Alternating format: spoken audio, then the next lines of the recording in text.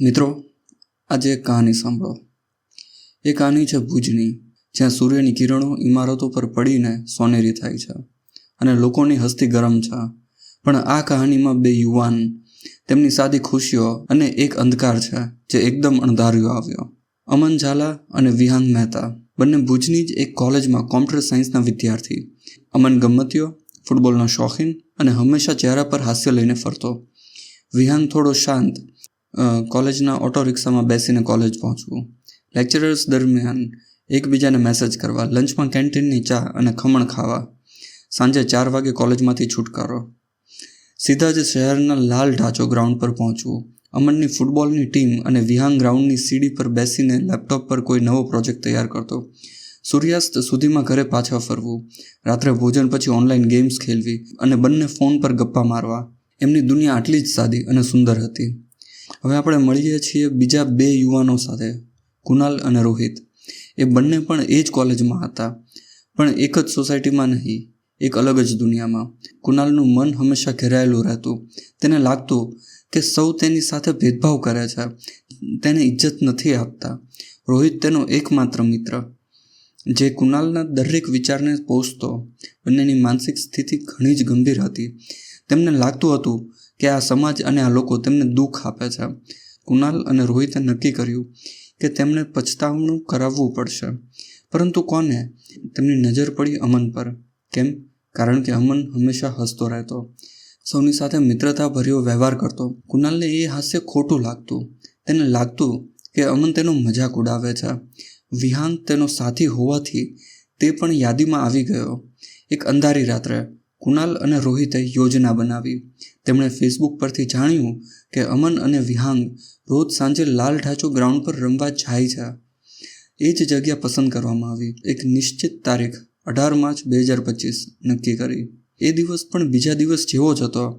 અમન અને વિહાંગ ગ્રાઉન્ડ પર ગયા. અમન ફૂટબોલ ખેલવા લાગ્યો. વિહાંગ સીડી પર બેઠો. અમન ફૂટબોલ ખેલવા લાગ્યો. વિહાંગ સીડી પર બેઠો. સૂર્યાસ્ત થયો અને ગ્રાઉન્ડ ખાલી થવા લાગ્યું.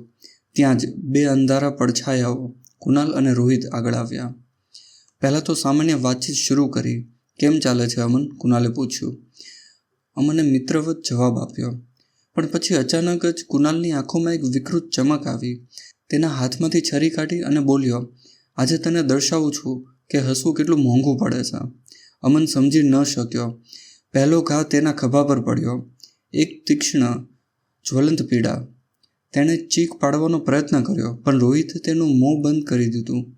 વિહાંગ દોડવા લાગ્યો, પણ કુનાલે તેને ધક્કો મારીને દૂર કર્યો. અને પછી તો જે બન્યું તે કહેવા જેવું નથી. કુનાલનો ક્રોધ અનિયંત્રિત થઈ ગયો. છરીના ઘા વારંવાર પડવા લાગ્યા. અમનના પેટ પર, છાતી પર, પીઠ પર. દરેક ઘા સાથે એક નવી જખમ. તેનું સફેદ ટી શર્ટ લોહીથી ભીંજાઈ ગયું. વિહાંગ પર રોહિતનો કબજો હતો, જેણે તેના પર ઘા મારવા શરૂ કર્યા. આખી ઘટના માત્ર 2-3 મિનિટમાં થઈ ગઈ. બંને મિત્રો લોહી લુહાણ થઈને જમીન પર પડ્યા. દરેક શ્વાસ સાથે પીડા, દરેક હલનચલન સાથે લોહીનું સ્ત્રાવ. અમનની આંખોમાં એક પ્રશ્ન હતો, કેમ? મેં તમારું શું બગાડ્યું છે? સદભાગ્યે એ સમયે એક રિક્ષા ચાલક ત્યાંથી પસાર થયો. તેણે આ ભીષણ દ્રશ્ય જોયું અને તરત જ પોલીસને ફોન કર્યો. પોલીસ તત્કાળ પહોંચી. કુનાલ અને રોહિત ભાગવાનો પ્રયત્ન કરતા હતા, પણ તેમને પકડી લીધા. અમન અને વિહાંગને તુરંત હોસ્પિટલમાં દાખલ કરવામાં આવ્યા. તેમની હાલત ગંભીર હતી. અનેક ટાંકા પડ્યા, રક્ત ચડાવવું પડ્યું. અમનને ફેફસામાં પણ ઘા પહોંચ્યો હતો. સપ્તાહો સુધી તેઓ હોસ્પિટલમાં જ રહ્યા. કુનાલ અને રોહિત પર ગંભીર ગુનાઓનો આરોપ મૂકવામાં આવ્યો. હત્યાનો પ્રયાસ, ગુનેગાર ષડયંત્ર અને હુમલો. કોર્ટમાં મુકદ્દમો ચલાવવામાં આવ્યો. બંનેની માનસિક તપાસ થઈ, જેમાં તેઓને યોગ્ય મનોવૈજ્ઞાનિક સહાય ન મળવાનું સામે આવ્યું. પણ તેમના કૃત્ય માટે કોઈ છૂટ ન હતી. તેમને લાંબી જેલની સજા થઈ.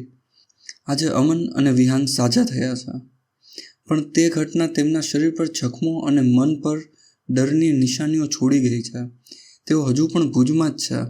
તે રાત્રિ આફ્ટરની દુનિયા હવે તેમને એકદમ અલગ નજરે દેખાય છે. આ કહાનીનો હેતુ ડર પાથરવાનો નથી, પણ સમજાવવાનો છે કે માનસિક આરોગ્ય કેટલું મહત્વનું છે અને ક્રોધ અને હિંસાની ભાવના કેટલી વિનાશજનક બની શકે છે. એક નાનો સંઘર્ષ, એક ખોટી ધારણા અને જીવન હંમેશા માટે બદલાઈ શકે છે. તો મિત્રો, આવી કોઈ પરિસ્થિતિમાં બોલો, મદદ માંગો. અંધારું ક્યારેય અંધારું જ રહેતું નથી, પણ પ્રકાશની શરૂઆત આપણે જ કરવી પડે છે. મિત્રો, આ ક્રાઇમ સ્ટોરી તમને કેવી લાગી એ કમેન્ટમાં જરૂર જણાવશો. અને જો તમને લાગે કે આવી સત્ય ક્રાઇમ સ્ટોરીઝ વધુ લોકો સુધી પહોંચવી જોઈએ તો આ વિડીયોને શેર કરો. ધન્યવાદ.